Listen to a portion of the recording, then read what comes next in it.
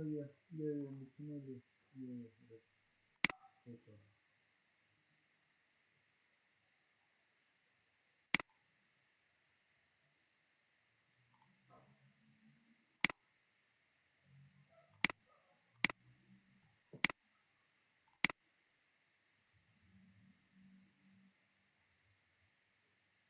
buen día chicos, vamos a comenzar. Habíamos quedado aquí, que es una probabilidad empírica y o experimental en realidad, ¿no? Habíamos dicho que para calcular la probabilidad de ocurrencia podemos utilizar diferentes fórmulas planteadas, ¿no? De probabilidad experimental, por ejemplo la de California, la de Hazen, la de Weibull, que es la más utilizada, la de Bloom, la de Takei y la de Chegadayev, ¿no? Ya se había dicho también en la anterior clase que todas estas fórmulas están planteadas en función de un número de orden de los datos, que es m, y n, que representa la cantidad de datos que existen, ¿no? Ahora, dentro de lo que es el análisis probabilístico, existen variables aleatorias, ¿no? Y estas variables estocásticas son números reales que no pueden predecirse con certeza. Dentro de estas variables aleatorias tenemos variables aleatorias discretas. Fíjense, cuando los valores se registran en un conjunto enumerable pero finito. Por ejemplo, aquí estamos viendo que un yetograma, ¿no?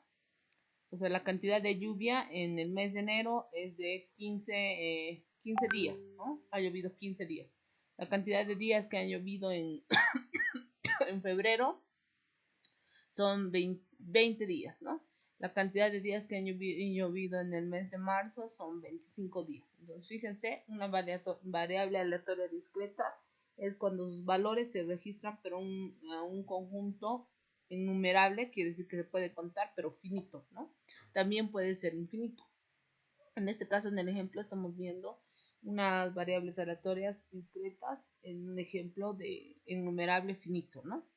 En enero han llovido 15 días, en febrero 20 días y así sucesivamente.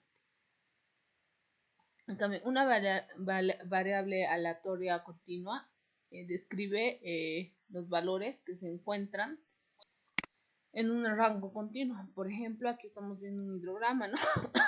El registro del caudal versus el tiempo, ¿no? Cómo va variando este caudal. Por ejemplo, puede ser la información extraída de una estación hidrométrica, ¿no? Cómo ha ido variando el caudal en ese mes, en esos 30 días. Esa es una variable aleatoria continua, ¿no? Ahora, dentro de lo que son las distribuciones, estas nos describen el comportamiento de esas variables, aleatorias, continuas o no continuas, ¿ya? Y describen la ley de probabilidad a la que se ajustan estos datos, a la que se ajustan estas variables, a la que se ajusta esta variación de valores.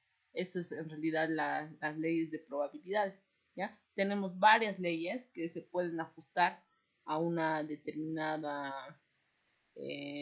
variación de datos, ¿no? A un rango de datos variables, ¿ya? Entonces lo que hacemos nosotros en hidrología es ajustar a estas leyes de probabilidad. Estos datos de caudal, por ejemplo, de esta estación, ¿a cuál ley de probabilidad se ajustan mejor? Entonces eso es lo que buscamos para luego poder predecir qué puede pasar a futuro, ¿no? Eso es lo que hacemos nosotros, ¿ya? Ahora, en lo que es la notación de esta distribución de probabilidades, tenemos que estar relacionados con lo que es la X mayúscula, representa una variable aleatoria de la función. Acuérdense, X mayúscula es la variable aleatoria de una función. X minúscula es el valor particular que toma esta variable aleatoria. Es un valor particular que toma la variable aleatoria, ¿ya? La función de X es la función de densidad o función de probabilidad de distribución de probabilidades, ¿ya? Y la función con mayúscula, aquí que dice en función de este valor particular o función de X, es la función acumulada. La F minúscula es función de densidad, que es la función de probabilidad de distribución de probabilidad de X. Y la función acumulada, que se representa con la F mayúscula, es la función de distribución acumulada, ¿ya? Eso se tienen que acordar. F minúscula es función de densidad y F mayúscula es función acumulada. Una función de densidad de probabilidad de una variable discreta se puede expresar de la siguiente forma, ¿no? En el eje Y expresamos lo que son los valores de la función y en el eje de las abscisas el valor, ¿no? Entonces esta función depende de esta variable, ¿no? X. En cambio, una función de densidad de probabilidad de una variable continua, fíjense, su campo de acción o el campo de valores están debajo de la función continua, ¿no? Y puede tomar un rango de A hasta B. Todos los valores que se encuentren dentro de este rango, que está pintado con celeste, ¿no? Ahora, una función de distribución acumulada, que puede ser correspondiente a una distribución discreta, tenemos este ejemplo, ¿no? Fíjense. De 2 a 3, luego de 3 a 4, de 4 a 5, de 5 a 6. Está acumulando, pero en función de una distribución discreta. ¿Qué pasa en el caso de una función de distribución acumulada o una distribución continua? Tenemos lo siguiente, ¿no? Esta es la función continua y este es el campo, entre el cual pueden estar sus valores, y aquí tenemos una distribución, ¿no? Ahora, las medidas de la distribución que a nosotros nos interesan conocer y que ustedes han visto algunas en lo que es estadística de las medidas de las distribuciones son, por ejemplo, la mediana, la media, la moda, ¿no? Por ejemplo, el índice de localización central, las medidas de tendencia central nos indican el índice de localización central empleado en la descripción de las distribuciones de frecuencia.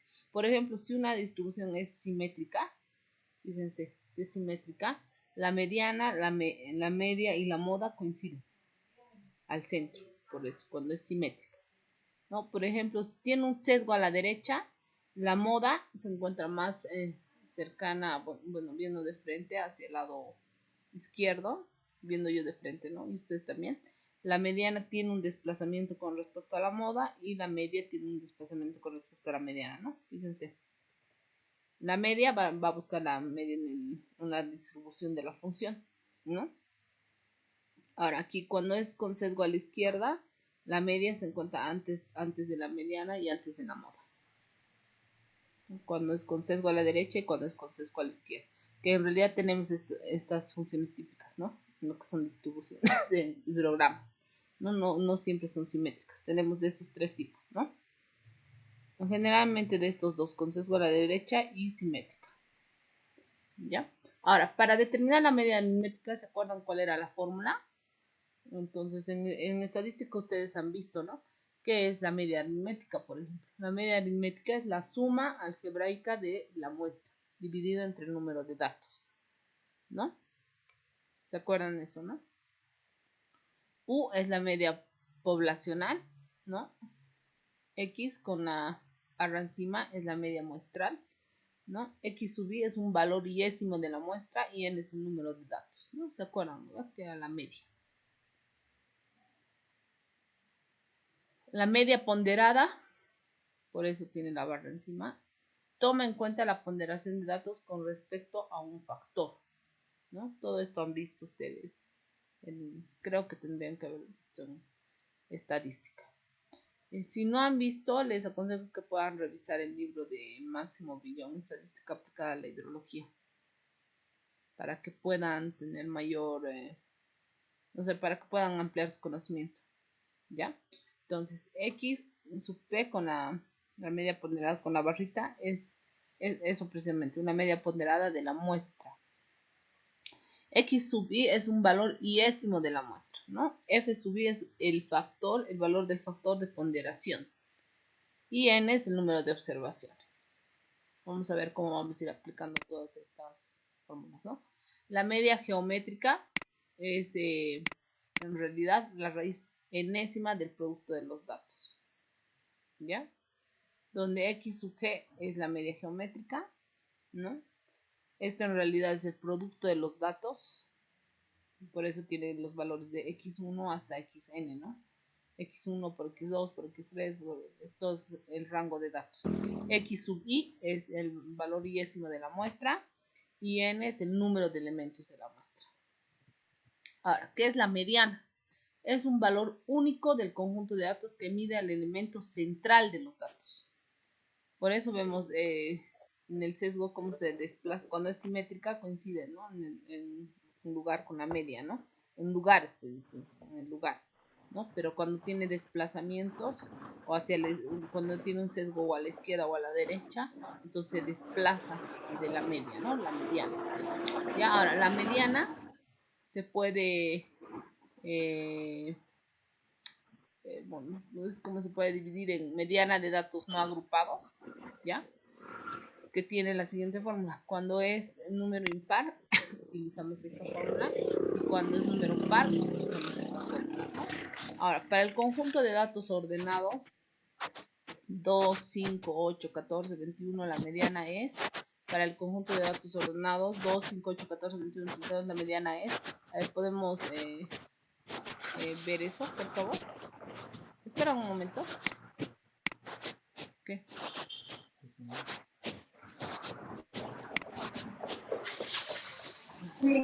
Ingeniera, buenos días. Hay un poco de interferencia. Sí, eso estoy viendo, es de una de sus compañeras. Ahorita voy a silenciar el micrófono. De Mariela. Mariela, por favor, ten cuidado con tu micrófono. Ya. Seguimos. Ahora, vamos a ver eso más un poco después, cuando terminemos de revisar toda la parte teórica para que podamos avanzar un poco más, ¿ya? Para calcular la mediana. La moda es aquel valor que se repite más frecuentemente en un conjunto de datos. Por ejemplo, para el conjunto de datos 2, 3, 4, 4, 8, 9, la moda es, eso está fácil, ¿no? Directamente podemos responder. La moda es aquel valor que se repite más frecuentemente en un conjunto de datos. ¿Cuál sería la moda en este rango de datos, John Bautista?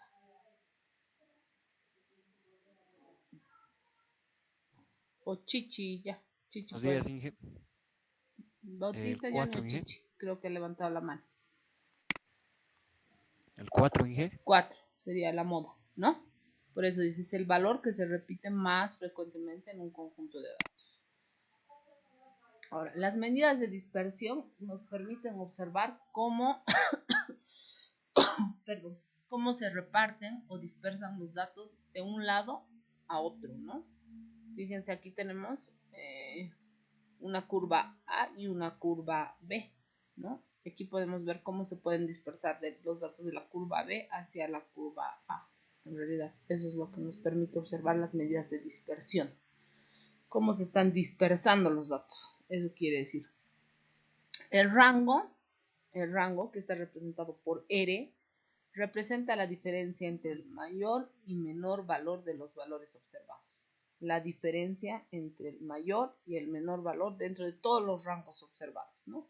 Por eso es x máxima menos x mínima. No es difícil y vamos a ir calculando todos estos datos, ya en un ejemplo. Igual pueden utilizar ustedes Excel. Excel ya tiene algunas de estas fórmulas dentro de la base de datos, ¿no? Pero estas son las fórmulas. Dentro de sus fórmulas, dentro de su base, ya tiene planteadas estas fórmulas para calcular todos estos parámetros que yo les estoy indicando, pero igual se pueden calcular de forma manual. Ahora, la varianza en datos no agrupados puede dividirse en varianza poblacional, ¿se acuerdan? Con sigma representamos, que es la suma de cuadrados de las desviaciones de los datos con respecto a la media, dividida entre el número total de datos. Y la varianza muestral se observa dividiendo la suma de cuadrados de las observaciones de los datos con respecto a la media entre el número total de datos menos 1. ¿Ya? Todas estas fórmulas las vamos a ir aplicando. Y también algunas ya las tiene Excel. ¿Ya? Entonces vamos a ver las dos formas para comparar y para que ustedes también vayan conociendo. La desviación estándar es la raíz cuadrada de la varianza. O sea, primero tenemos que calcular la varianza y después calculamos la desviación estándar. En datos no agrupados es la poblacional, tiene la siguiente fórmula, ¿no? Y en datos y la varianza muestral en realidad tiene esta fórmula, ¿no? Hay dos, la poblacional y la muestral. El coeficiente de variación es la medida relativa de dispersión que relaciona la desviación estándar y la media. ¿Ya? Generalmente, nosotros en hidrología se suele trabajar con datos muestrales. ¿Ya?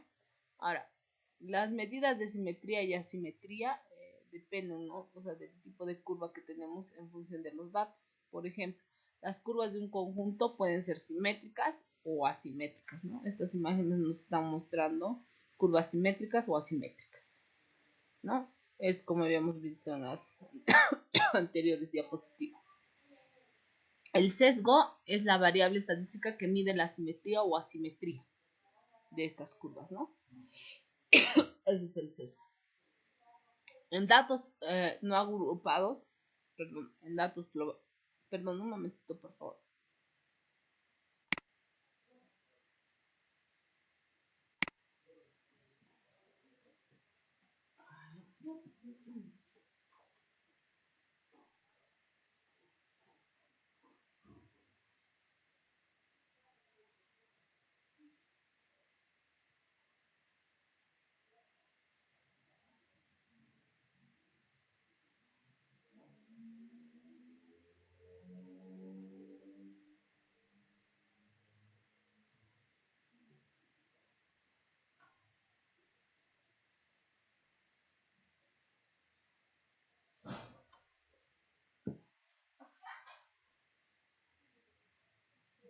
Ya, seguimos.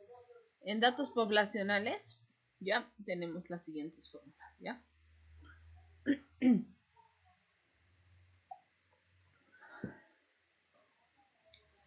Y en datos muestrales, para datos no agrupados, tenemos las siguientes fórmulas que vamos a ir utilizando. Ahora, las medidas de achatamiento o kurtosis, es lo que nos indica. Las medidas de achatamiento o kurtosis indican el grado de llanura de la curva, ¿no? Estas, fíjense, es más empinada la curva B que la curva A.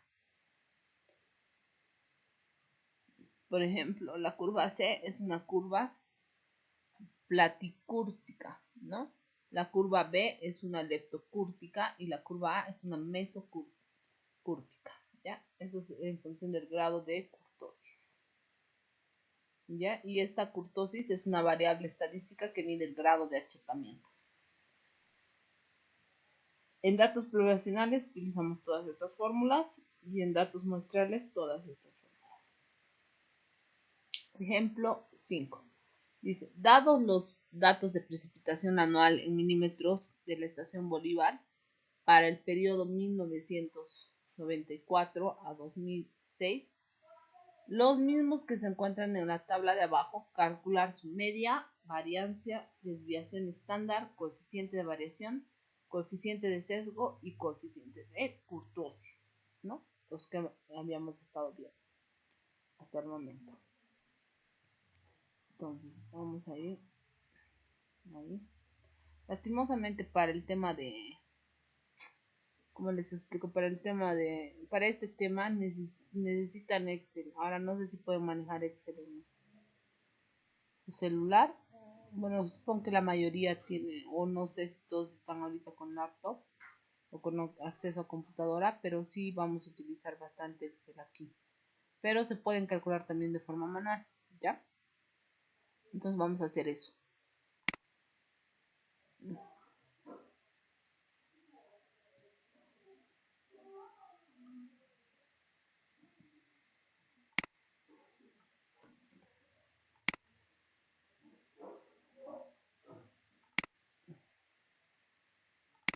En cuanto a la grabación, sí estoy grabando, chicos, pero en otro programa, porque el anterior, bueno, de todas formas voy a poner grabar también aquí en, en la nube de Zoom. Puedo empezar a grabar desde este punto, pero estoy grabando en 2 programas a la vez para no tener ese problema de la anterior vez, ¿ya? Voy a compartir pantalla, el ejemplo.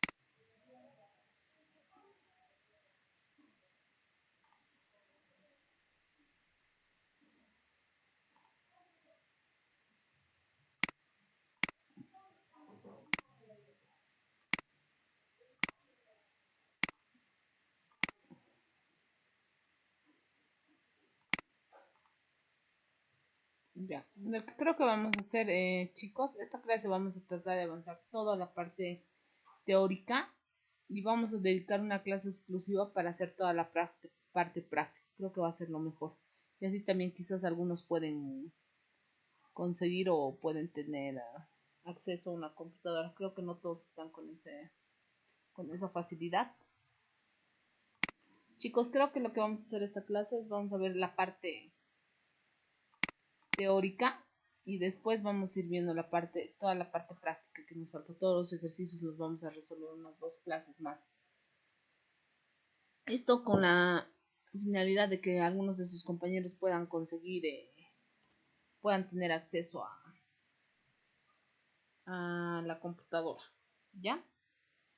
Entonces, a ver, para la estimación de parámetros, habíamos visto el tema de medidas de distribución y aquí tenemos un ejemplo. El ejemplo 5 nos pide que calculemos la media, varianza, desviación estándar, coeficiente de variación, coeficiente de sesgo y coeficiente de kurtosis, ¿no? De todos estos datos, ¿ya? Ahora, pasando a lo que son la estimación de parámetros, nosotros conocemos a los parámetros de una distribución teórica como variables que para cada conjunto de datos tienen un valor definido. Por ejemplo, queda definida la distribución teórica. Por ejemplo, la distribución de densidad de distribución normal, donde mu es un parámetro de localización, esto tienen que ir marcando, y sigma al cuadrado es un parámetro de escala, ¿no? Ahora, los métodos de estimación de parámetros pueden ser gráficos, mínimos cuadrados, momentos, máxima, verosimilitud, ¿ya? El método gráfico, ¿en qué consiste? Consiste en plotear los datos de la distribución empírica que estamos analizando sobre un papel y la distribución, donde la distribución teórica asignada a priori se puede representar como una línea recta, ¿ya? Entonces, en eso consiste el método gráfico. El método gráfico, ¿ya? Para determinar los parámetros mu y sigma tiene los siguientes pasos. Primero tenemos que plotear los valores de la distribución empírica de la muestra. Luego dibujamos una línea recta que se aproxime a esos puntos tanto como sea posible. Y luego calculamos el valor correspondiente para una probabilidad del 50%. ¿Ya? Y ese valor es X mayúscula, la media, que es equivalente al parámetro mu. Ahora, luego calculamos el valor para una probabilidad del 84.13%, ¿ya? Y otra forma de calcular esa desviación es para una probabilidad del 15.87%. Y el mismo corresponde a esta fórmula, ¿no? Eso es lo que tenemos que hacer. A este punto tenemos que llegar. Una vez que graficamos los datos, escogemos el punto del 84.13% y el punto del 15.87%. Eso lo vamos a ir así, vamos a ir comprendiendo mejor con un ejemplo, ¿no? En el ejemplo 6, donde dice para la serie de datos de caudales correspondientes a 38 años, esto, ¿no? Que tengamos que hacer este ajuste, ¿no? Para estas probabilidades, antes de que existan los softwares computacionales que nos permitían determinar todos estos parámetros, ya lo hacían así, lo hacían con un papel. Este papel normal es un papel que nos permite ajustar estos datos, determinar estos datos de lo que les estaba hablando, la desviación, ¿no? Estándar de la media. O sea, ajustando a una recta esos datos podíamos calcular la información. Es un papel normalizado, en realidad, donde colocamos los datos. Fíjense, vamos colocando nuestros datos, ¿no? Ajustamos esos datos a la línea recta y podemos obtener de forma gráfica esa información, ¿ya? Entonces, este papel también les voy a pasar para que lo puedan ustedes imprimir y podamos ver también este ejemplo, ¿ya? Para la siguiente clase. Ahora, las pruebas de bondad y ajuste, ¿ya? Esas pruebas de bondad y ajuste consisten en comprobar gráfica y estadísticamente si la frecuencia empírica de la serie analizada se ajusta a una determinada función, ¿ya? Ahora, ¿cuáles son las pruebas más utilizadas? Esto tenemos que aprender, ¿ya? Puede ser un ajuste gráfico o un ajuste estadístico. El ajuste estadístico puede ser chi cuadrado y Smirnov-Kolmogorov, ¿ya? Esas son las pruebas de bondad de ajuste que tenemos que conocer. Estas pruebas nos permiten determinar si los parámetros, por eso si los datos se ajustan o no a la probabilidad que nosotros estamos analizando. Y también vamos a utilizar un software para este ajuste, ya que es el LeaderStat, que lo tienen en el eCampus, ¿no? Que ya lo han debido seguramente instalar. ¿Ya? En la prueba gráfica, fíjense cómo nosotros podemos comparar si las funciones de densidad empírica y acumulada de la serie de datos se ajustan con las funciones de densidad teórica o acumulada. Entonces, de esta fórmula, ¿no? Agarramos y tenemos la función de densidad teórica, ¿no? Y la empírica, ¿no? La empírica son los datos que hemos obtenido, ¿no? Y la teórica es la que nosotros estamos ajustando, la que ya está planteada, esa función de probabilidad planteada es la teórica. Y con los datos que sacamos nosotros es la empírica, ¿ya? Entonces vemos cómo se ajustan la empírica versus la teórica, ¿ya? Entonces solamente por observación, esa es la forma gráfica. Entonces para el ajuste es mejor, para ver si se ajusta gráficamente una función de probabilidad a los datos que nosotros estamos analizando, es mejor siempre ver los datos del principio y del final, ¿ya? Cómo se están ajustando al final, al principio y al final, ¿ya? Esa es más la clave para una prueba gráfica, ¿ya? Cómo se están ajustando al final, aquí en esta última parte, ¿no? A ver, esto sí va a tener mucha variación, ¿no? Pero generalmente nosotros vemos cómo se están ajustando al final. Ya, esta es la clave para un ajuste gráfico, se podría decir. Ya aquí también vemos otra gráfica de ajuste, ¿no?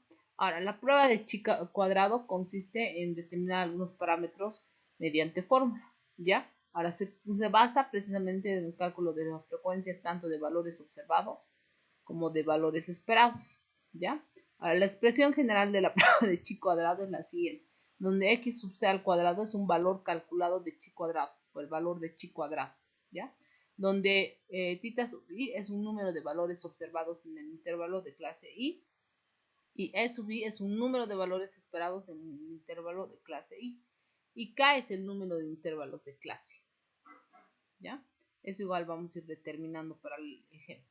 Luego asignamos probabilidades a la ecuación anterior, ¿no? A cada intervalo de clase, donde n sub i es el número de observaciones, es el número de observaciones que caen dentro de los límites de clase ajustadas del intervalo, y p la probabilidad, igual la probabilidad para todos los intervalos de clase, y n es el tamaño muestral. Simplificando la ecuación de arriba, se obtiene la fórmula computacional por Markovic, que es la siguiente, ¿no? Donde el valor de chi cuadrado obtenido se compara con el de x sub t al cuadrado tabulado, cuyo valor se determina con el nivel de significación, ¿ya? Donde alfa es igual a 0.05 o igual a 0.01, con grados de libertad, ¿no?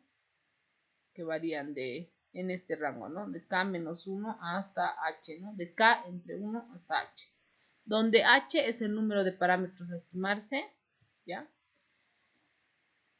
Y puede ser igual a 2 para la distribución normal, igual a 3 para la distribución no normal de 3 parámetros. Eso lo van a ir comprendiendo mejor con los ejemplos que vayamos realizando. Y también vamos a aprender a manejar el software Hydrostack, ¿no? Ahora, en realidad nosotros utilizamos el software Hydrostack. Es como en el caso del tema 2, ¿se acuerdan? Determinamos de forma manual todos los parámetros de la cuenca, pero ahora ya sabemos y han estado viendo con el ayudante, porque él le ha dado esa orden para ver cómo pueden determinarlo también con el software SIC, ¿no ven? Han estado viendo eso. Ahora, el criterio de decisión. Si, por ejemplo, ¿cómo sabemos que se ajusta o no se ajusta con este parámetro del chi cuadrado? Una probabilidad. Si, por ejemplo, el chi cuadrado calculado, ese x al cuadrado, es menor o igual que el valor tabular, entonces se acepta la hipótesis de que el ajuste es bueno, ¿no? Pero si el chi cuadrado calculado es mayor que el valor tabular, el ajuste es malo. Entonces eso quiere decir que esa probabilidad no se ajusta a nuestra serie de datos, ¿no? A esa serie de caudales. Pueden ser caudales, puede ser precipitación, puede ser temperatura, ¿no? En realidad cualquier parámetro que nosotros estemos ajustando, ¿ya? Variables meteorológicas, en realidad, no solamente precipitación o caudal, ¿ya? Entonces aquí tenemos una tabla de valores, el valor tabular, por eso dice del x sub t al cuadrado, en función del área que queda a la derecha de la ordenada, ¿no? Levantado por los datos. Ahora, para el caso de Smirnov-Kolmogorov, comparamos las diferencias existentes entre una probabilidad empírica de los datos y la probabilidad teórica, tomando el valor absoluto delta de esas diferencias, ¿no? Ahora, el delta es un valor estadístico del Smirnov-Kolmogorov, y ese valor es igual a la diferencia máxima que existe entre la probabilidad teórica y la probabilidad empírica. La probabilidad de distribución teórica es f mayúscula sub x, y la probabilidad experimental o empírica la representamos con p. ¿Ya? Ahora, para emplear el método de Smirnov-Kolmogorov, seguimos los siguientes pasos. Calculamos la probabilidad empírica de los datos con la fórmula de Weibull. Con esta, ¿no? Que está acá arriba.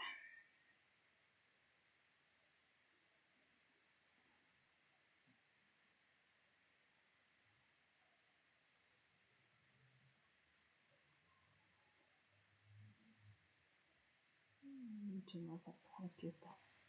Con esto, ¿no? En función al número de orden y la cantidad de datos. Una vez que calculamos esa probabilidad con el número de Weibull, digo con la fórmula de Weibull, una vez que calculamos esa probabilidad empírica, lo que nos toca es calcular la probabilidad teórica. Ahora, en caso de utilizar modelos teóricos, usamos la ecuación de la función acumulada. ¿Se acuerdan? La función acumulada o tablas. Y en caso del procedimiento gráfico, se tiene que utilizar el papel probabilístico especial. Ahora, para cada función de probabilidad existe un papel, ¿no? Normalizado.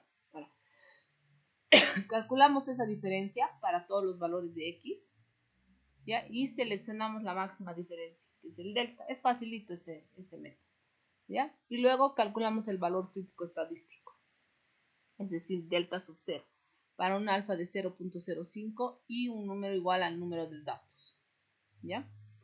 Revisamos la diapositiva 58. Estos son mis valores críticos de delta sub 0 para varios valores de n y niveles de significación de alfa. Ahora, si el delta del Desmino-Kolmogorov es menor al delta sub 0, ¿ya? El ajuste es bueno al nivel de significación seleccionado, ¿no? Que es este alfa, que puede variar, ¿no? En realidad, ese nivel de significación puede variar, ¿ya? Mientras más pequeño es mucho mejor, ¿no? Si utilizamos un nivel de significación más pequeño, ¿ya? Ahora, el ajuste no es bueno al nivel de significación seleccionado si el delta es mayor o igual al delta sub 0.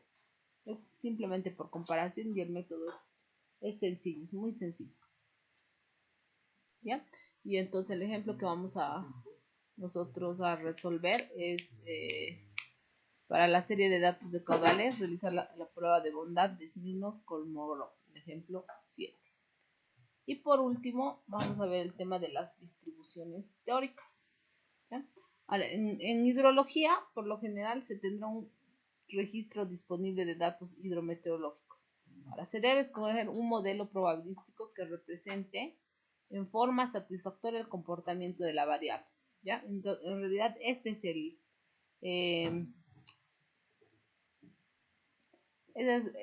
en realidad nuestro flujograma para el ajuste de los datos en hidrología. Primero seleccionamos una distribución, ¿ya? Y con el registro de datos elegimos una distribución teórica. Estimamos los parámetros, ¿ya? Realizamos la prueba de bondad de ajuste y si el ajuste es bueno, entonces utilizamos esa distribución teórica elegida.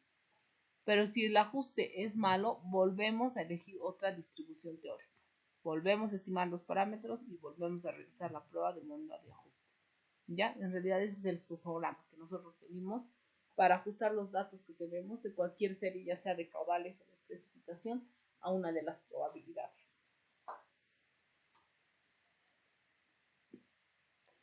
Las distribuciones teóricas más utilizadas en hidrología son la distribución normal, log normal, 2 o 3 parámetros, distribución gamma, distribución log Pearson tipo 3, distribución Campbell y distribución log Gamble. Cualquiera de las distribuciones puede ajustarse a nuestros datos.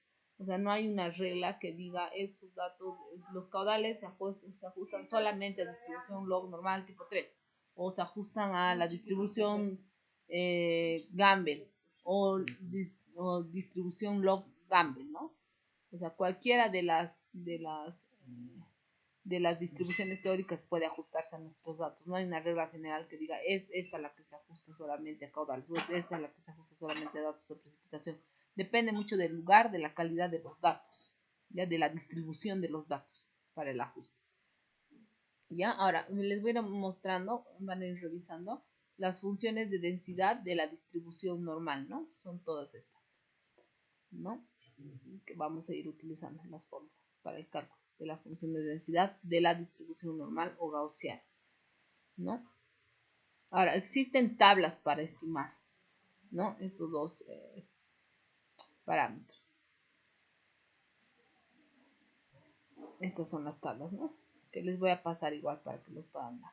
Y en el ejemplo 8 vamos a ver si nuestros datos, ¿no?, se ajustan a esta distribución. Dice, dada la serie histórica de caudales medios anuales en metros cúbicos que corresponden a un registro de 50 años del río Piraí, averiguar si se ajustan a una distribución normal. Si se ajustan nuestros datos, tenemos que calcular una probabilidad para que el caudal sea menor o igual a 180 metros cúbicos segundo, o sea, no exceda, ¿no? Para que el caudal exceda los 100 metros cúbicos segundo.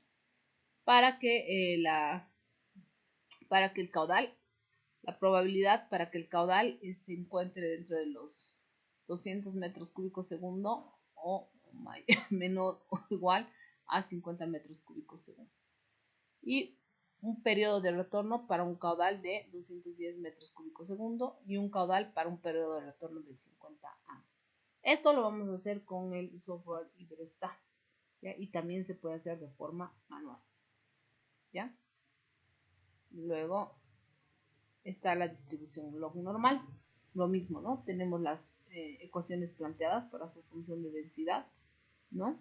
Y también tenemos las ecuaciones planteadas para su función de densidad acumulada y el ejemplo correspondiente, que dice, dada la serie histórica del problema 8, averiguar si se ajustan a una distribución normal. Si el ajuste es bueno, calcular el caudal para un periodo de retorno de 75 años, ¿ya?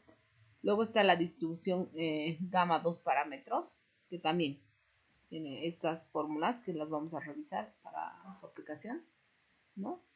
Esas tablas y el ejemplo correspondiente que es el 10, que dice, para proteger de inundaciones a la población de la ribera del río Beni, se desea construir muros de encauzamiento y para esto se cuenta con un registro de 25 años de caudales máximos en metros cúbicos en una estación de aguas arriba de la población, los mismos que se muestran en la tabla de abajo. Determinar el caudal de diseño para un periodo de retorno de 50 años. Usar la función de distribución gamma con dos parámetros, ¿no? Aquí está. Y para la de la distribución log Pearson tipo 3, o que también se denomina distribución gamma con tres parámetros, tenemos las fórmulas correspondientes de densidad, la estimación de parámetros correspondiente, la función de densidad de acumulada y el ejemplo correspondiente, que dice que se tiene un registro de caudales máximos metros cúbicos de 29 años y para la estación de la angostura dice en este río se desea construir una presa de almacenamiento, calcular el caudal de diseño para el vertedero de excedencias con un periodo de retorno de 50 años, usar la distribución log tipo 3, ¿ya? Lo mismo para la distribución Gamble y el ejemplo correspondiente, que es en realidad resolver el ejemplo 11 pero esta vez utilizando la distribución Gamble. Para la distribución log-Gamble también resolver el ejemplo 11, pero esta vez utilizando la distribución log-Gamble, ¿ya? Entonces son tres ejemplos que tenemos que resolver, ¿ya? Para la siguiente clase, grabando, como les decía, vamos a utilizar igual el software Hidrostat, ¿ya? Con el que vamos a ir en realidad escogiendo todos estos parámetros. Fíjense, el software Hidrostat tiene todas estas distribuciones. Normal, las que estábamos revisando, ¿no? Log normal, log 3 parámetros, gamma, y en realidad lo único que tenemos que hacer aquí al software es cargar la serie. Y con esa serie vamos a ir ajustando los datos. Esta versión del software Hidrostat que les he pasado ya nos permite directamente cargar los datos de Excel, ¿no? Ahora creo que tengo un ejemplo por aquí para que les vaya mostrando. Igual vamos a resolver todos los ejemplos con el software Hidrostat y algunos los vamos a resolver a mano, ya para que puedan ver cómo es que funcionan los métodos. En realidad el ingeniero Máximo Villón, que es también profesor de la maestría en la facultad, él es el que ha programado todo esto, ¿no? Porque realmente es muy tedioso hacerlo a mano. Entonces es por eso que él ha creado este software. Vamos a ver si tenemos